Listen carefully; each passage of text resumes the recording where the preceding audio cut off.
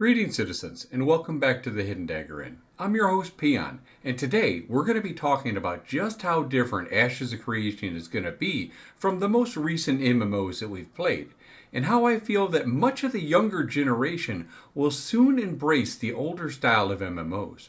So, without further ado, let's begin. Ready to work. All right, boys and girls, the wait is almost over. In less than a month, on October 25th, the world of Ashes of Creation will finally be unveiled to all of the dedicated backers and those who have been wanting to see what this game is all about and have been waiting very patiently for this moment.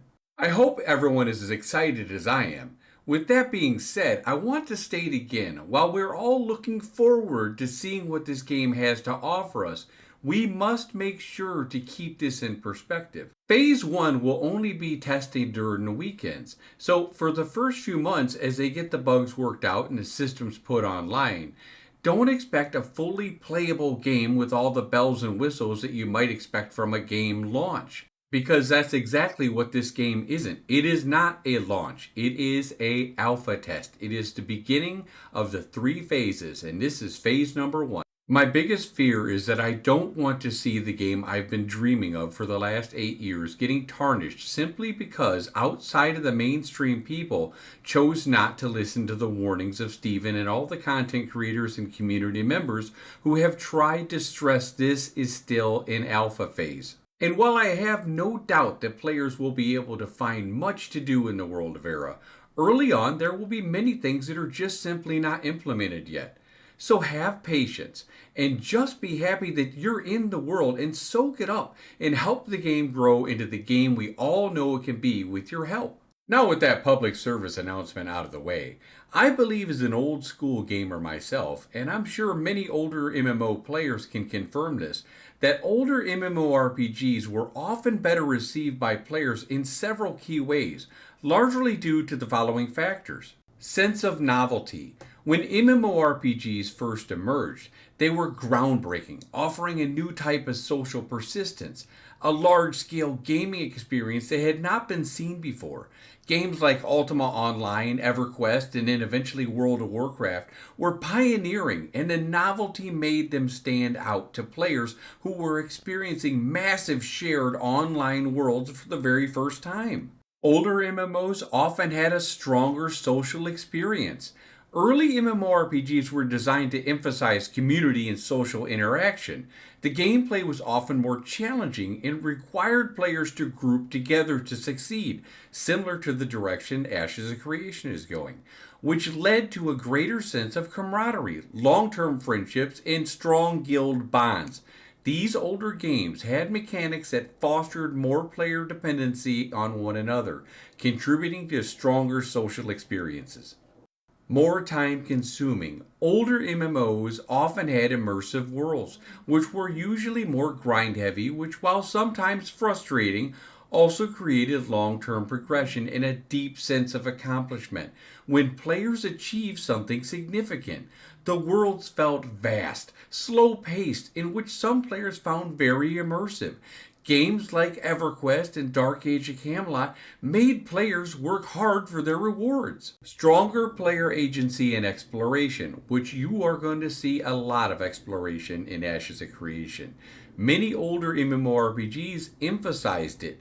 Player-driven economies as well, which we'll get into shortly, and an open-ended gameplay. Titles like Star Wars Galaxies and EVE Online offered players a high degree of freedom in shaping their experiences.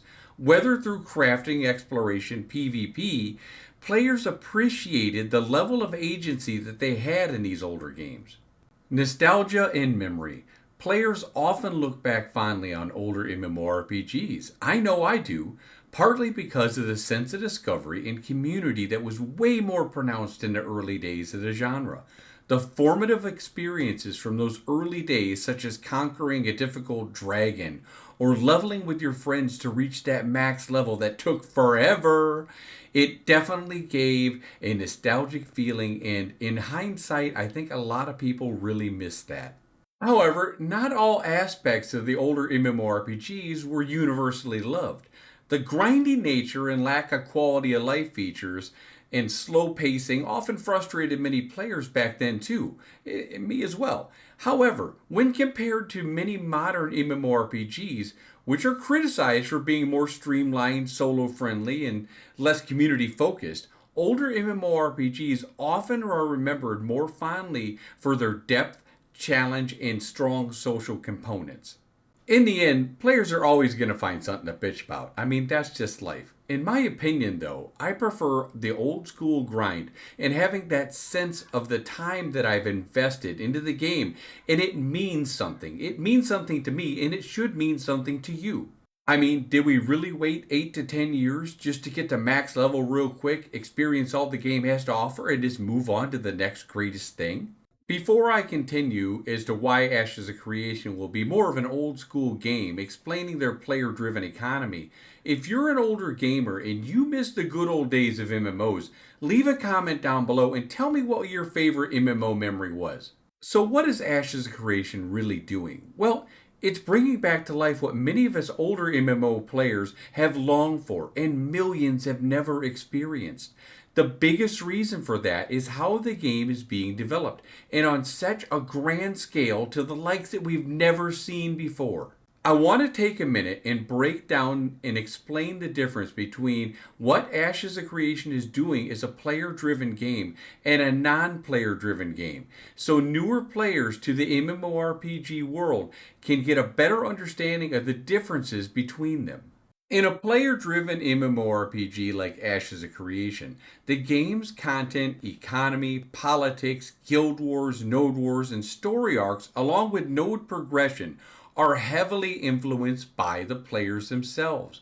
These actions of the individuals and or groups have a lasting impact on the game world, in which decisions of players to do or not to do, succeeding or failing, will shape the world of Vera and be very different on every server. Some of the key elements include dynamic worlds. The game world is going to change based on player actions, such as in Ashes of Creation where nodes develop or de-level based on player activity. Player controlled economy. Players control the trade, the pricing, the supply, and the demand in the economy. Seasonal materials, making some materials more scarce than others, and all with the minimal interference of the game developers. Political systems. Players can control or influence governments, guilds, and alliances. They might become mayors or castle rulers, affecting policies that change gameplay for others. With territory control, players or guilds can often vie for control of the territories, which can affect the resources that you're able to get and the benefits also in your area, not including any relics that they might have already gotten. Social systems, player interactions, alliances, and rivalries have a large impact on social dynamics and in-game events. Communities drive conflict, diplomacy, and cooperation. Choosing to attack or defend a said guild's caravan could have profound consequences, so think before you do. So, in contrast to a player driven economy, you now have a non player driven MMORPG, which I'm sure most of you are probably coming from World of Warcraft. A non player MMORPG typically has more of a static world, where the game's systems and storylines progressions are largely controlled by the developers. Key elements, which would include fixed world that doesn't change much based on player actions. NPCs and quests and zones remain the same regardless of player decisions. Developer driven economy. The economy is usually governed by NPC shops. They set the prices, they fix the loot tables, with minimal input from players in terms of setting prices or controlling supply. Often there's a static storyline. The game's story is typically on rails, with players' progression through scripted events, quests, and expansions. Players' actions do not change the overarching narrative of the game world. Often territory control is absent or limited. Players may not have control over territory, or if they do, it's often just cosmetic or temporary, without a major impact on the game world itself. These MMORPGs are often referred to as theme park games because player experiences is pre-designed content, like rides at a theme park. with little room for deviation or customization. That's why you always hear Steven refer to his game, Ashes of Creation, as more of a sand park, meaning it's more of a sandbox. You can pretty much do anything you want to at any time. So now that you've heard both styles of MMORPGs, it's up to you, the player, to decide which one is for you. If you haven't tried an old school MMO or a player driven economy, I highly recommend giving it a shot, and I bet you will fall in love with it. So, in essence, a player driven MMORPG gives players the power to shape and control the game world, while non player driven MMORPGs offer a more structured, developer guided experience. This player driven system will set this game apart from other MMOs, along with a vast story arcs and node systems we've never experienced in a game world. And Vera is always changing. In Ashes of Creation, you'll truly can do anything you want. You will not be forced to do dailies just to keep up like in WoW or New World or Arcade. Having the power to decide what path you want to take, be it from a caravan running, crafting, gathering, or processing, running a tavern, selling your goods at a stall, or producing mighty potions and food buffs for that extra edge. So I ask you, when it releases on October 25th, don't be hasty to judge. Learn the game, watch it, and see how the world develops in front of you, from the wilderness to the thriving cities. I hope you decide to join us on this epic adventure, and I look forward to talking to you more when I resume streaming on October 25th for the Alpha Phase 1. Until then, Vera, I hope you enjoyed the video, and don't forget to hit that like and subscribe button for much more future Ashes of Creation content.